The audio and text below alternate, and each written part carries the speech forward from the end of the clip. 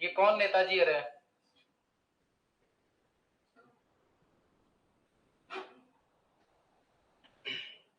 देखो इधर ध्यान दो, हम एक नया टॉपिक स्टार्ट करते हैं बिल्कुल जीरो से, जिसका नाम है जैव उर्वरक बायो फर्टिलाइजर। क्या नाम है? बायो फर्टिलाइजर, जिसको बोलते हैं जैव उर्वरक। क्या बोलते हैं? जैव उर्वरक की बात करते हैं। इसके बारे में बेसिक इंफॉर्मेशन की बात कर लेते हैं। सबसे पहले, चाहे वो सुपरवाइजर हो चाहे वो जेट हो, इतना कंफर्म मान के चलना कि एक क्वेश्चन आप लोगों के बायो फर्टिलाइजर से आएगा। टॉपिक बहुत छोटा और आसान है। क्वेश्चन कितना आता है? एक। चाहे वो जेट हो, सीयूटी हो, सुपरवाइजर हो, या फिर यूं कहूं कोई सा भी एग्जाम हो, चाहे आप एओ का दे लो, डबल एओ का दे लो, कोई सा भी कॉम्पिटिटिव एग्जाम हो, वर्तमान समय में बायो फर्टिलाइजर जैव उर्वरक एक बहुत इंपॉर्टेंट टॉपिक है, जिससे क्वेश्चन आता ही आता है। तो ये बात आपको अच्छे से समझ लेनी है। बायो फर्टिलाइजर होते क्या है, ये कितने प्रकार के होते हैं, इससे ज्यादा इंपॉर्टेंट है कि आप लोगों को फील्ड में इनको किस तरह से अप्लाई किया जाता है, या फिर किस पैकेट का वजन कितना आता है। ऐसे क्वेश्चन ज्यादा एग्जाम में पूछे जाते हैं, इसको आपको भूलना नहीं है, इसको भी हमको वेटेज देके चलना है। क्यों? क्योंकि रटी रटाई चीजें आजकल के एग्जाम में कम ही आती है, ज्यादातर आती है फील्ड से रिलेटेड चीजें। जैसे मान लीजिए जैव उर्वरक क्या होता है, ये परिभाषा आज तक नहीं पूछी गई है, लेकिन ये बहुत बार पूछा गया है कि राइजोबियम के एक पैकेट का भार कितना होता है। ये क्वेश्चन बहुत बार एग्जाम में आया है। समझ में आ गई मेरी बात? आगे बढ़ते हैं। तो सबसे पहले बात कर लेते हैं कि सर बायो फर्टिलाइजर या जैव उर्वरक होते क्या है। देखो, इन्हीं को कई बार एक दूसरा नाम और दे दिया जाता है, तो थोड़ा सा आप लोगों के नॉलेज के लिए बता देता हूं। एक शब्द दिया जाता है जिसको बोलते हैं बायो इनोकुलेंट्स। क्या बोलते हैं? बायो इनोकुलेंट्स। यानी ये भी किसके लिए यूज किया जाता है? बायो फर्टिलाइजर के लिए ही यूज किया जाता है। वैसे आपको, मुझे लगता नहीं कि इस शब्द से एग्जाम में क्वेश्चन पूछेगा, लेकिन फिर भी एग्जाम में अगर गलती से भी लिखा हुआ जाए बायो इनोकुलेंट्स, इसका मतलब आपको जैव उर्वरक ही समझना है। क्या समझना है आपको? इसी का दूसरा नाम होता है बायो इनोकुलेंट्स। सर ये होते क्या है जैव उर्वरक? जैव उर्वरक का मतलब होता है कि सूक्ष्म जीवों का एक समूह होता है जो मृदा के अंदर पोषक तत्वों की मात्रा को बढ़ाता है। क्या काम करता है? अब आप सोच रहे होंगे कि सर हमें यूं लिखवाना चाहिए था आपको कि नाइट्रोजन का स्थिरीकरण करता है। क्या करता है? नाइट्रोजन का स्थिरीकरण। लेकिन सर आपने तो ये नाइट्रोजन स्थिरीकरण तो खा गया, आपने तो नई बात लिखवा दी कि पोषक तत्वों का या पोषक तत्वों की उपलब्धता को बढ़ाता है। आपने तो ये शब्द ऐड कर दिया। समझाता हूं। पहले जैव उर्वरक की परिभाषा केवल इतनी पढ़ाई जाती थी कि वह सूक्ष्म पौधे या वह सूक्ष्म जीव जो नाइट्रोजन का स्थिरीकरण करते हैं उनको जैव उर्वरक कहते हैं। लेकिन आपको समझा देता हूं कि वर्तमान समय में नाइट्रोजन के नाम से जैव उर्वरक नहीं जाने जाते हैं, फॉस्फोरस के भी आते हैं और पोटेशियम के जैव उर्वरक भी वर्तमान में अवेलेबल है मार्केट के अंदर। समझ गए मेरी बात? तो केवल नाइट्रोजन के लिए कहना गलत है, और तीनों को मिला दे तो हम कह देंगे पोषक तत्व। यानी ऐसे सूक्ष्म जीवों का समूह है जो सामान्यतया पोषक तत्वों की उपलब्धता मृदा में बढ़ाते हैं, उनको क्या बोलते हैं? जैव उर्वरक। उसमें नाइट्रोजन का स्थिरीकरण भी करेंगे, साथ में फास्फोरस और पोटेशियम की उपलब्धता को भी बढ़ाएंगे। इसीलिए हमने सीधा सीधा क्या यूज किया है? पोषक तत्वों की उपलब्धता को बढ़ाते हैं। परिभाषा में किसी बच्चे को कैसी भी समस्या हो तो बताओ, कोई दिक्कत है इसमें? यानी हम परिभाषा क्या लिख देंगे? सूक्ष्म जीवों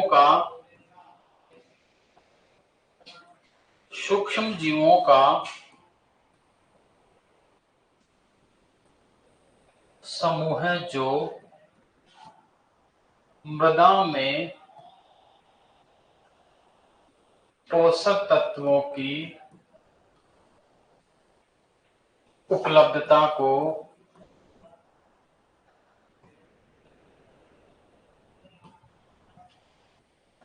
बढ़ाते हैं। उन्हें क्या बोलते हैं? उन्हें हम लोग बोलते हैं जैव उर्वरक। क्या बोलते हैं? जैव उर्वरक कहते हैं। पहली बात समझ में आ गई सबको? जैव उर्वरक तीन प्रकार के होते हैं। कितने प्रकार के? देखो, पहली बात, जो नाइट्रोजन की उपलब्धता को बढ़ाएंगे, नाइट्रोजन जैव उर्वरक। जो फास्फोरस की उपलब्धता को बढ़ाएंगे, फास्फोरस जैव उर्वरक। और जो पोटेशियम की उपलब्धता को बढ़ाएंगे वो कौन से हो जाएंगे, पोटेशियम जैव उर्वरक। यानी पहली बात आपको माइंड में ये सेट करनी है कि जैव उर्वरक एक प्रकार के नहीं है, कितने प्रकार के हैं। पहले नंबर पर नाइट्रोजन जैव उर्वरक, पहले नंबर पे कौन से आ जाते हैं, नाइट्रोजन जैव उर्वरक। दूसरे पे कौन से आ जाते हैं, फॉस्फोरस जैव उर्वरक, जिसको बोलते हैं फॉस्फोरस बायो फर्टिलाइजर। और थर्ड नंबर पे आ जाते हैं पोटेशियम जैव उर्वरक। यानी आपको कोई भी ये बात पूछ ले कि बताइए बायो फर्टिलाइजर जो होते हैं, ये बायो फर्टिलाइजर कितने टाइप के होते हैं, तो सामान्यतया ये कितने टाइप के होते हैं, 3 प्रकार के होते हैं। समझिए मेरी बात। बायो फर्टिलाइजर्स के 3 प्रकारों को हम डिटेल से डिस्कस करें इससे अच्छे पहले हम एक छोटी सी बात को डिस्कस कर लेते हैं। सबसे पहले अगर किसी बायो फर्टिलाइजर की खोज हुई या जिसके बारे में हमें जानकारी मिली, उसका नाम था राइजोबियम। क्या नाम था उसका, राइजोबियम की खोज करने वाला वैज्ञानिक था, उसका नाम था विजेरिंग। क्या नाम था, यानी कि राइजोबियम की खोज किसने की, राइजोबियम की खोज किसने की थी, वही इसकी खोज करने वाला आदमी था विजेरिंग। तो पहला क्वेश्चन आपकी यहीं से बन जाता है कि राइजोबियम का खोजकर्ता कौन था, विजेरिंग। कौन था, इसमें कोई दिक्कत नहीं है। विजेरिंग ने इसको क्या, अपनी जो सोयाबीन होती है उसकी जड़ों में खोजा था। कहां खोजा था इसको, किसने खोजा था, विजेरिंग ने। दूसरी बात, विजेरिंग ने जब राइजोबियम को खोजा तो उसने राइजोबियम को राइजोबियम नहीं कहा था, उसने कहा था इसका नाम है बैसिलस रेडिकोला। यानी इसका नाम क्या दिया था विजेरिंग ने, विजेरिंग ने नाम दिया था इसका बैसिलस रेडिकोला। क्या नाम दिया था, रेडिकोला। यानी विजेरिंग के अनुसार इसका नाम क्या हो गया, बैसिलस रेडिकोला। ये किसका पुराना नाम है, जिस राइजोबियम को वर्तमान में आप राइजोबियम के नाम से जानते हो, उसका पहले वर्तमान में जब उसकी खोज हुई थी तब नाम क्या था। एग्जाम में ये क्वेश्चन पूछा जाता है, राइजोबियम का पुराना नाम क्या था, बैसिलस रेडिकोला। खोज किसने की थी, किसने की थी, विजेरिंग ने। कोई दिक्कत है इसमें, ठीक है। अब पहली बात, इसने खोज लिया, राइजोबियम को विजेरिंग ने खोज लिया, लेकिन विजेरिंग ये नहीं बता पाया था कि ये नाइट्रोजन का स्थिरीकरण करता है। ये बात इसने नहीं बताई थी। तो सर ये किसने बताई थी, राइजोबियम राइजोबियम राइजोबियम नाइट्रोजन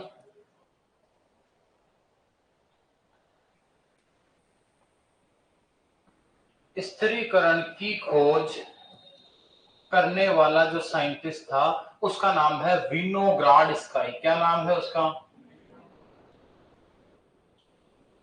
क्या नाम है उसका, विनोग्राडस्काई।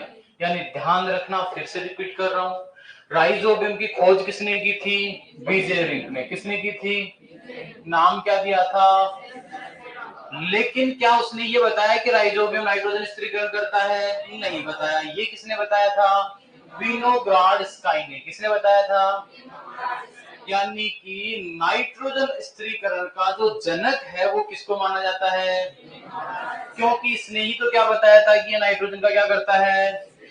तो जैविक नाइट्रोजन स्थिरीकरण का जनक किसको मानते हैं, विनोग्राडस्काई को। और विनोग्राडस्काई को मृदा सूक्ष्म जीव विज्ञान का जनक भी माना जाता है। कौन सी विज्ञान का, आप सूक्ष्म जीव विज्ञान की बात नहीं कर रहा हूं, एक तो होता है सूक्ष्म जीव विज्ञान, एक तो क्या होता है सूक्ष्म जीव विज्ञान। देखो अलग अलग चीजें हैं, जीव विज्ञान का जनक अलग है। किसकी बात करें, जीव विज्ञान का मतलब होता है बायोलॉजी, फादर ऑफ बायोलॉजी कौन है, कौन है, लेकिन जैसे ही सूक्ष्म लग जाता है इसका मतलब हो जाता है जो माइक्रोबायोलॉजी है उसकी बात कर रहे हैं। किसकी बात कर रहे हैं, उसके जनक अलग हैं। लेकिन मैं इसके आगे एक शब्द और जोड़ रहा हूं, सोइल। क्या जोड़ रहा हूं, यानी सॉइल माइक्रोबायोलॉजी है, या जो मृदा सूक्ष्म जीव विज्ञान है उसका जनक भी किसको मानते हैं।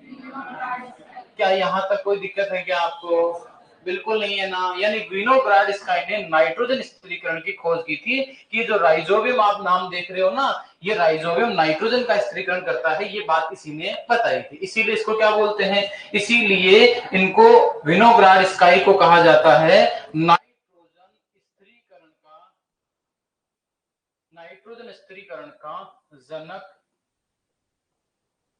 कहा जाता है। किसको कहा जाता है?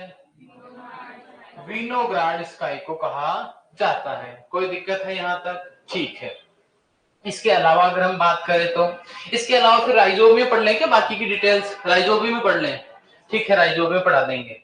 इसके बाद बात करते हैं, यानी जो जैव उर्वरक है उनके मैंने जैव उर्वरक जो है उनके मैंने आपको प्रकार बता दिए 3। कितने प्रकार बता दिए? पहले नंबर की अगर हम बात करें तो नंबर 1 पे कौन सा आ जाता है? नाइट्रोजन जैव उर्वरक। कौन सा आ जाता है? नाइट्रोजन जैव उर्वरक आ जाता है नंबर 1 पर। किस नंबर पे? नंबर 1 की बात करें तो नाइट्रोजन जैव उर्वरक, या जिसको बोलते हैं नाइट्रोजन बायो फर्टिलाइजर, या जिसके लिए कह दिया जाता है नाइट्रोजन स्थिरीकरण की हम बात कर रहे हैं। किसकी बात कर रहे हैं? नाइट्रोजन स्थिरीकरण।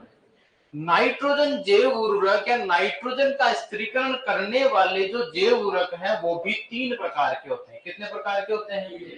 3 प्रकार के होते हैं, या यूं कहें मुख्य रूप से जो सिम्बायोटिक एसोसिएशन वाले हैं वो भी 2 प्रकार के होते हैं, जिनका एक एक वर्गीकरण बता देता हूं मैं आपको।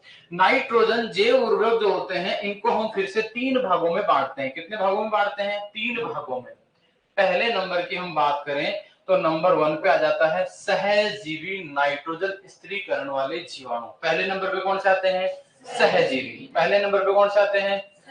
सहजीवी नाइट्रोजन स्थिरीकरण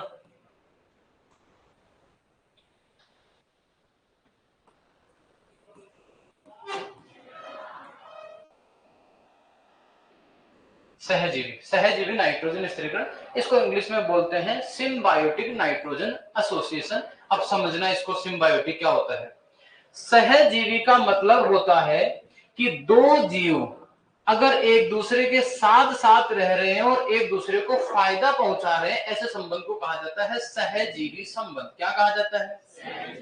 यानी आपको इस चीज को बहुत अच्छे से ध्यान रखना है कि यहाँ जो मैंने सिम्बायोटिक नाइट्रोजन स्थिरीकरण लिखा है इसका मतलब होता है कि जैसे मान लीजिए ये पौधे की जड़ है। ये क्या है? पौधे की। इस पौधे की जड़ के यहाँ पर पाई जाती है गांठ। क्या पाई जाती है यहाँ पर? इस गांठ के अंदर पाया जाता है राइजोबियम जीवाणु। कौन पाया जाता है? ये राइजोबियम जीवाणु वायुमंडल में उपस्थित नाइट्रोजन का स्थिरीकरण करके पादप को दे देता है। किसको दे देता है? और ये जड़ के द्वारा पौधे के ऊपरी भाग में पहुंच जाती है नाइट्रोजन। समझ में आ गई मेरी बात? सर बदले में क्या मिलता है इसको? बदले में ये पादप क्या करता है? कार्बोहाइड्रेट इस जीवाणु को दे देता है। यानी जीवाणु को तो चाहिए खाना। क्या चाहिए? और इस पादप को क्या चाहिए? तो जीवाणु ने क्या किया? वायुमंडल की नाइट्रोजन जिसका पौधा उपयोग नहीं कर सकता उसको स्थिरीकरण करके पौधे को उपलब्ध करवा दिया, और बदले में पौधे ने कार्बोहाइड्रेट दे दिए जीवाणु का। दोनों को फायदा हुआ नहीं? तो ऐसा संबंध जिसमें दोनों जीवों को फायदा होता है उस संबंध को कहा जाता है सहजीवी संबंध। और सहजीवी को इंग्लिश में बोलते हैं सिम्बायोटिक। क्या बोलते हैं उसको? क्या बोलते हैं उसको? तो पहली बात तो आपको ये ध्यान रखना, सहजीवी संबंध क्या होता है, ये एग्जाम में क्वेश्चन पूछ लेता है। ऐसा संबंध जिसमें दोनों जीवों को फायदा होता है उसको क्या बोलते हैं? सहजीवी संबंध। क्या बोलते हैं उसको? सहजीवी संबंध। समझ में आ गई मेरी बात? तो पहला हो गया सहजीवी संबंध, इसी को बोल दिया जाता है सिम्बायोटिक। क्या बोल देते हैं? Symbiotic biological symbiotic nitrogen fixation. English में इसको बोल दिया जाता है सिम्बायोटिक नाइट्रोजन फिक्सेशन। पहली चीज क्लियर है। दूसरा होता है एसोसिएटिव। क्या होता है? एसोसिएटिव नाइट्रोजन फिक्सेशन या नाइट्रोजन स्थिरीकरण। एसोसिएटिव नाइट्रोजन स्थिरीकरण। समझना इसका मतलब क्या होता है। कुछ सूक्ष्म जीव ऐसे होते हैं जो कुछ पौधों की जड़ों के साथ जुड़े हुए रहते हैं, जैसे कि फॉर एग्जांपल जो एजोस्पाइरिलम है ये क्या करता है? ग्रासी फैमिली की जो फसलें होती है, घास कुल की फसलें होती है, इनकी जड़ों के साथ एक संबंध बना लेता है, उनके साथ जुड़ा हुआ रहता है और उनको नाइट्रोजन स्थिरीकरण करके दे देता है, लेकिन ये गांठ वाट नहीं बनाता है इनकी तरह। समझ में आ गई ना? तो एसोसिएटिव का मतलब होता है, एसोसिएशन का मतलब होता है संबंध। क्या मतलब होता है? यानी कुछ सूक्ष्म जीव ऐसे होते हैं जो पादपों की जड़ों के साथ रहते हैं और उनको नाइट्रोजन स्थिरीकरण करके दे देते हैं, लेकिन कुछ जीव ऐसे भी होते हैं जो साथ भी नहीं रहते, गांठ भी नहीं बनाते, मिट्टी में अपने मन मर्जी के मालिक होते हैं, खुद के लिए नाइट्रोजन का स्थिरीकरण करते हैं और मिट्टी में मुक्त रूप से रहते हैं। किस रूप से रहते हैं? मुक्त रूप से। तो यानी तीसरे नंबर के आ जाते हैं मुक्त जीवी। क्या आ जाते हैं? मुक्त जीवी नाइट्रोजन स्थिरीकरण या मुक्त जीवी बायो फर्टिलाइजर जिनको हम बोलते हैं। देखो, मुक्त को बोलते हैं इंग्लिश में फ्री। क्या बोलते हैं? जीवी का मतलब होता है फ्री लिविंग नाइट्रोजन फिक्सेशन, यानी कि थर्ड नंबर पे बोल देंगे हम लोग मुक्त जीवी नाइट्रोजन फिक्सेशन की हम बात कर रहे हैं। समझ में आ गई? तो नाइट्रोजन स्थिरीकरण करने वाले सूक्ष्म जीव कितने प्रकार के होते हैं? पहली बात, कौन सा संबंध बना के रहेंगे? दूसरा कौन सा रहेगा? तीसरा कौन सा रहेगा? क्या ये बात समझ में आ गई? एग्जाम के अंदर आपको यहां से सीधा सीधा क्वेश्चन ये पूछता है, ध्यान रख लेना आप लोग। एग्जाम में आपको क्वेश्चन इस तरह से पूछ लेता है कि निम्न में से सहजीवी संबंध या निम्न में से मुक्त जीवी नाइट्रोजन फिक्सेशन वाला जीवाणु कौन सा है। बस यही एग्जाम में क्वेश्चन पूछा जाता है। क्वेश्चन कैसे पूछता है? निम्न में से मुक्त जीवी नाइट्रोजन स्थिरीकरण वाला कौन सा है, एसोसिएटिव नाइट्रोजन स्थिरीकरण वाला कौन सा है, और सहजीवी संबंध वाला कौन सा। इस तरह के क्वेश्चन पूछे जाते हैं। समझ में आ गई मेरी बात? अब जो सहजीवी संबंध बनाते हैं ना, ये दो प्रकार के होते हैं। कितने प्रकार के होते हैं? देखो, कुछ तो क्या करते हैं कि पौधे की जड़ों के साथ गांठ बनाकर फिर नाइट्रोजन का स्थिरीकरण करते हैं। कैसे करते हैं? पौधे की जड़ों के साथ गांठ बना लेते हैं, लेकिन कुछ गांठ नहीं बनाते, लेकिन फिर भी दोनों को फायदा होता है। दोनों को फायदा होने का मतलब कौन सा संबंध हो गया? सहजीवी। तो ऐसा सहजीवी संबंध जिसमें गांठ बनाते हैं, तो एक तो हो जाता है गांठ बनाने वाले। कौन से हो जाते हैं? गांठ बनाने वाले सिम्बायोटिक नाइट्रोजन फिक्सेशन वाले जो हम, और एक होता है बिना गांठ के। किसके होता है? बिना गांठ के। समझ लेना इस बात को कैसे। जैसे फॉर एग्जांपल, अगर हम उदाहरण पढ़ें, क्या पढ़े हम लोग? उदाहरण पढ़ें, तो आपको याद होगा राइजोबियम। क्या होगा याद आपको? राइजोबियम। क्या याद है आपको? राइजोबियम दलहनी फसलों की जड़ों में गांठ बनाकर नाइट्रोजन का क्या करता है? अब दोनों को फायदा है, तो कौन सा संबंध है? राइजोबियम जो है वो गांठ बनाकर रहता है, इसलिए गांठ वाले में आ गया, लेकिन संबंध कौन सा है? सहजीवी। उसी तरीके से दूसरा उदाहरण आपको मैं दे देता हूं। जैसे आपने नाम सुना होगा एजोला। क्या नाम सुना होगा? एजोला। एजोला एक जलीय फर्न है। जलीय क्या है? यानी कि पानी में तैरने वाला एक पादप है एजोला। क्या है एजोला? एक पानी में तैरने वाला पादप। अब होता क्या है कि एजोला जो होता है, इस एजोला की जो पत्तियां होती है, उन पत्तियों के ऊपर एक एनाबिना नोस्टोक नाम करके सूक्ष्म जीव है, जो क्या करता है? नाइट्रोजन का स्थिरीकरण करता है। फिर से रिपीट कर रहा हूं, ये तो एजोला की पत्ती है, ये तो क्या है? यानी एजोला क्या है? एजोला एक फर्न है, जलीय फर्न है। एजोला तो क्या है? एक जलीय फर्न है। इसके ऊपर एक कैविटी स्पोर्ट बनाती है, गांठ नहीं बना रही है। क्या बना रही है? कैविटी बना रही है। और उसमें पाया जाता है एजोला, एनाबिना एजोली। क्या पाया जाता है? एनाबिना एजोली। एनाबिना एजोली कह दो, या एक प्रजाति होती है एनाबिना नोस्टोक। ये दो प्रजातियां हैं जो यहाँ इसकी पत्तियों के अंदर रहकर नाइट्रोजन का स्थिरीकरण करते हैं। क्या इन्होंने गांठ बनाई? क्या इसका मतलब राइजोबियम गांठ बना रहा था, लेकिन एजोला गांठ है।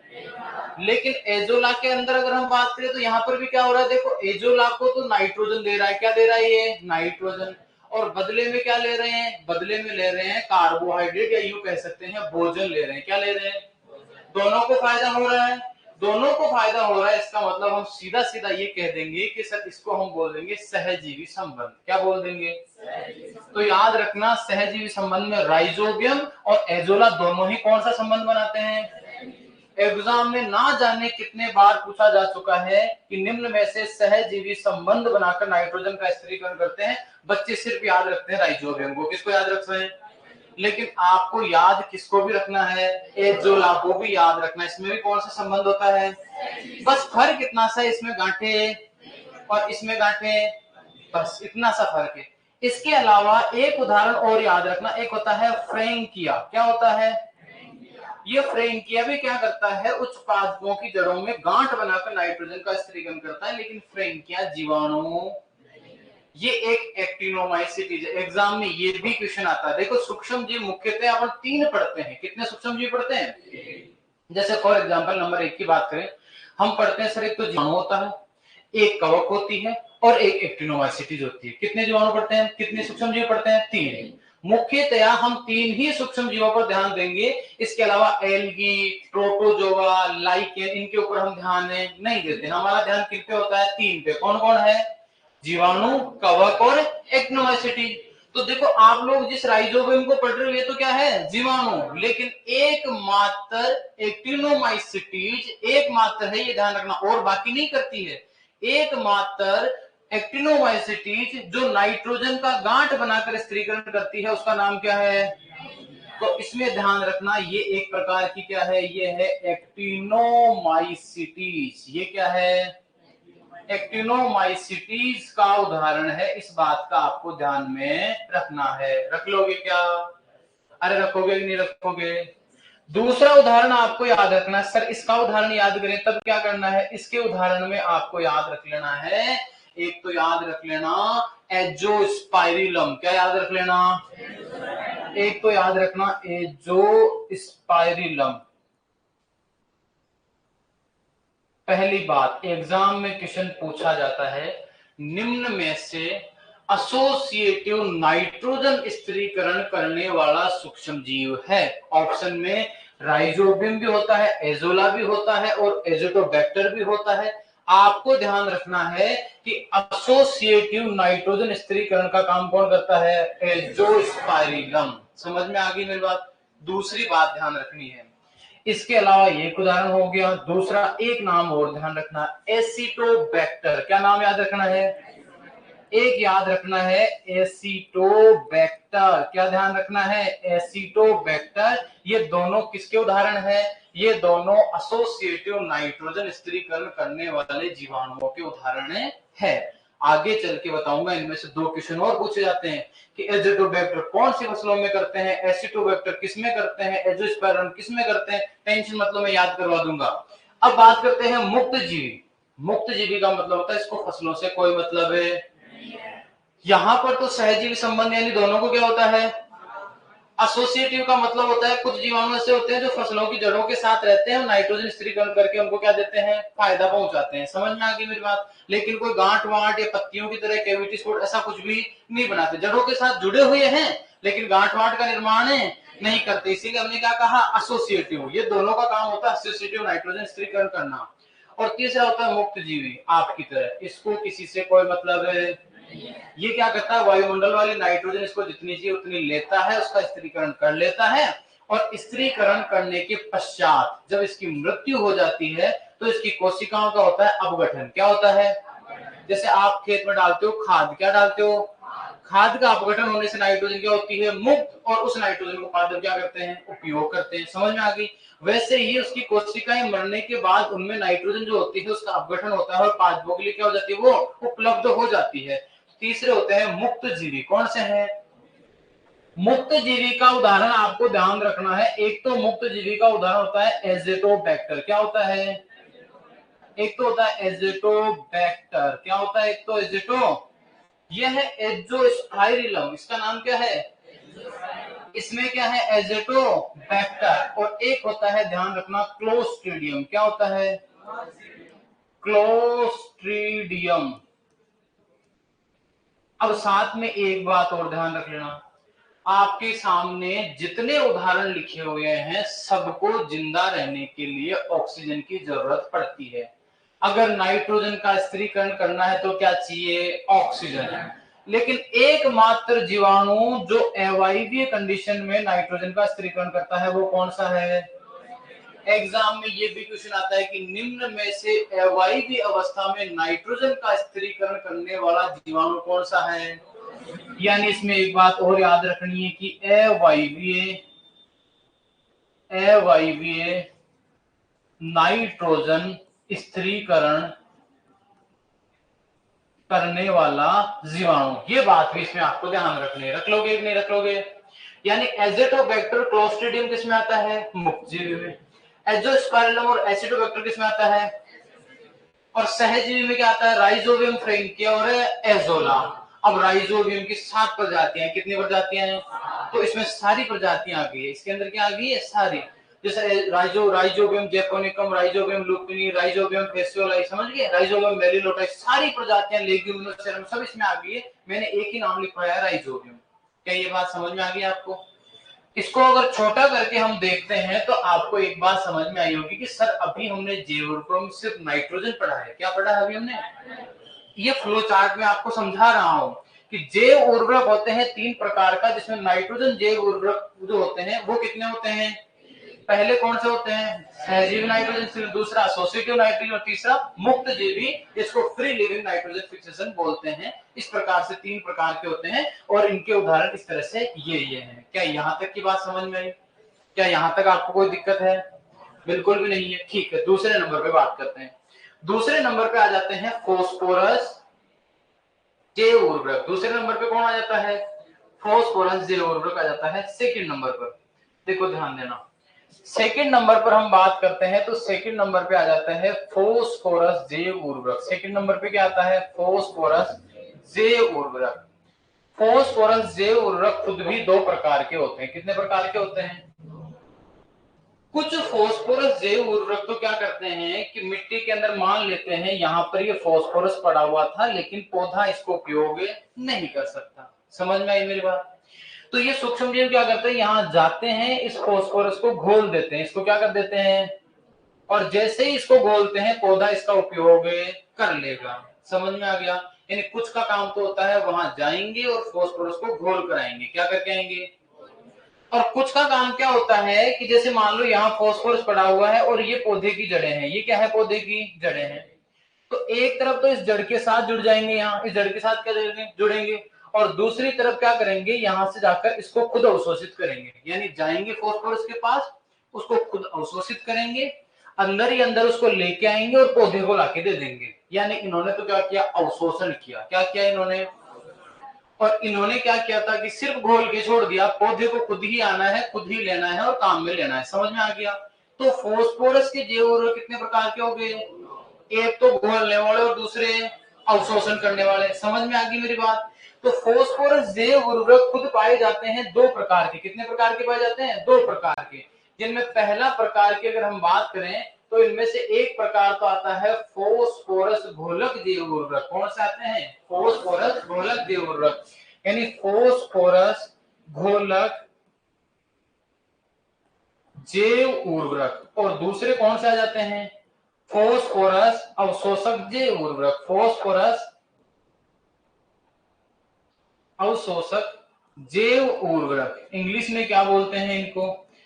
इनको तो बोलते हैं फास्फोरस सोल्यूबलाइजिंग बायो फर्टिलाइजर। क्या बोलते हैं? Phosphorus solubilising bio fertiliser. और इनको बोलते हैं फास्फोरस, देखो अवशोषण करने को बोलते हैं एब्जॉर्प्शन। क्या बोलते हैं? तो फास्फोरस एब्जॉर्प्शन जैव उर्वरक या बायो फर्टिलाइजर। समझ में आ गई मेरी बात? तो एक घोलने वाले और दूसरे अवशोषण करने वाले। अब फास्फोरस को घोलने वाले के उदाहरण की अगर हम बात करते हैं तो मान लीजिए कुछ जीवाणु है। कुछ क्या है? जीवाणु है जो इसको घोलने का काम करते हैं। तो उनका नाम ही क्या होता है? उनका नाम होता है पीएसबी। क्या नाम होता है उसका?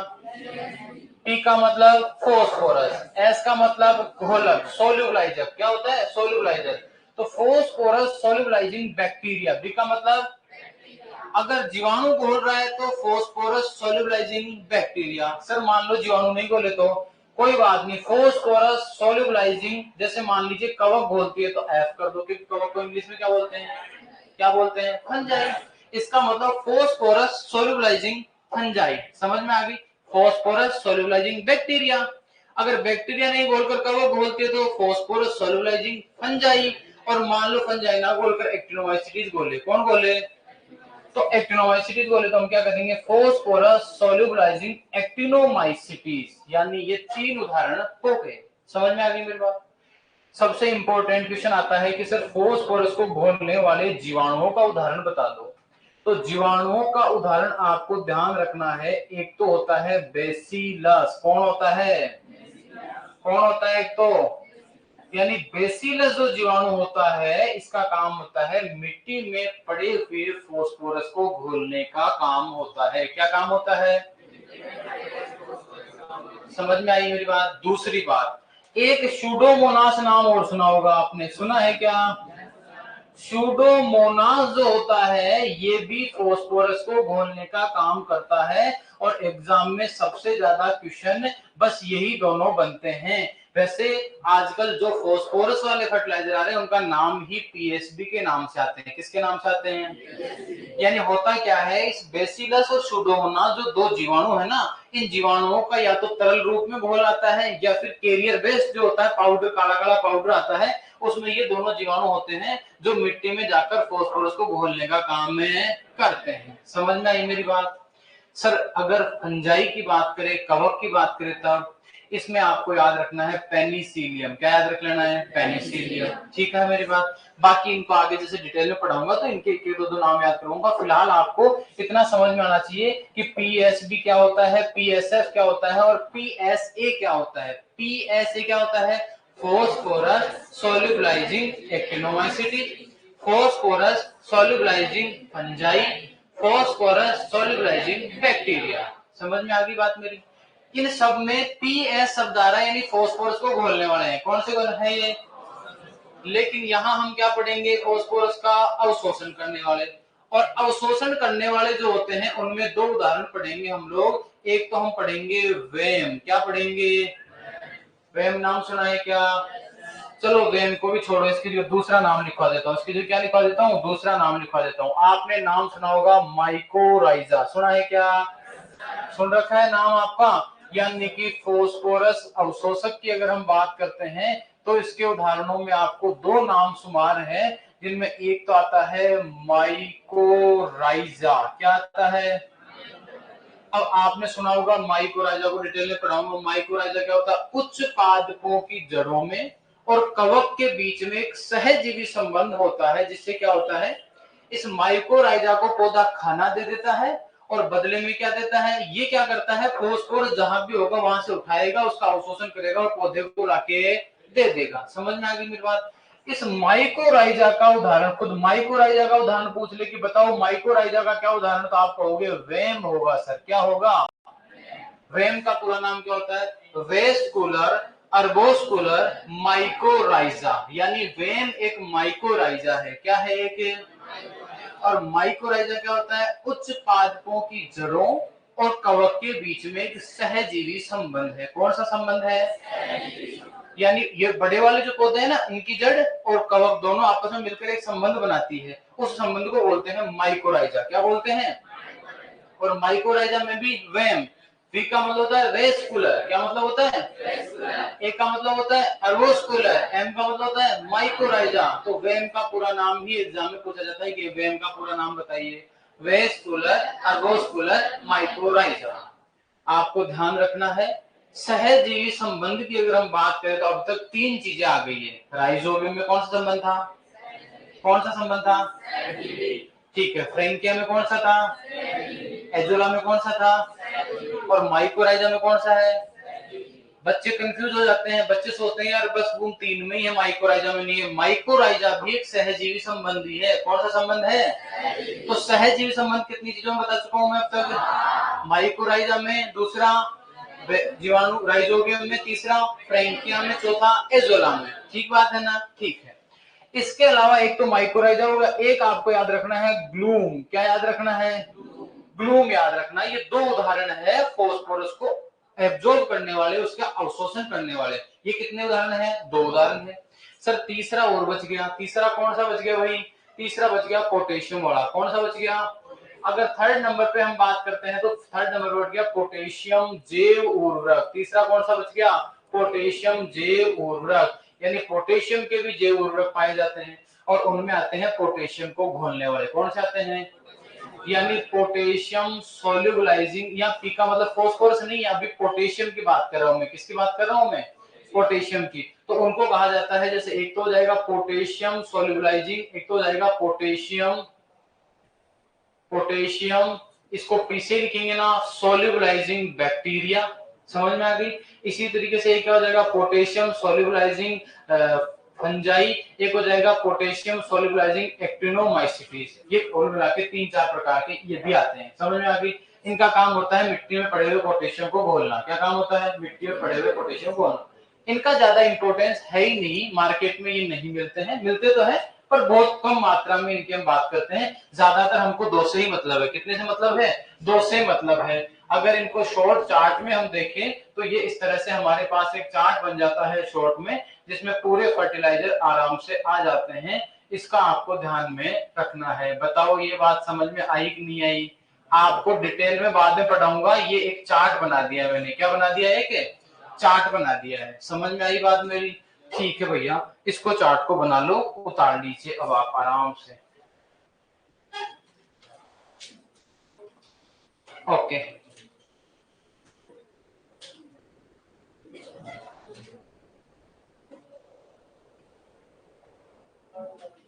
मोहित पूछ रहा है हीमोग्लोबिन क्या होता है? हीमोग्लोबिन कल बताऊंगा, एक द्रव प्रोटीन है। क्या है? एक हीमोग्लोबिन एक लिक्विड द्रव प्रोटीन है जो राइजोबियम की जो गांठें होती है ना, राइजोबियम जो गांठ बनाता है उस गांठ के अंदर पाई जाती है, जो नाइट्रोजनेज एंजाइम के क्रियाशील होने के लिए जिम्मेदार होती है। पिंक कलर की एक प्रोटीन है। इसको कल डिटेल में पढ़ाऊंगा जब राइजोबियम स्टार्ट करूंगा ना, इस राइजोबियम पढ़ाऊंगा। बीजीए,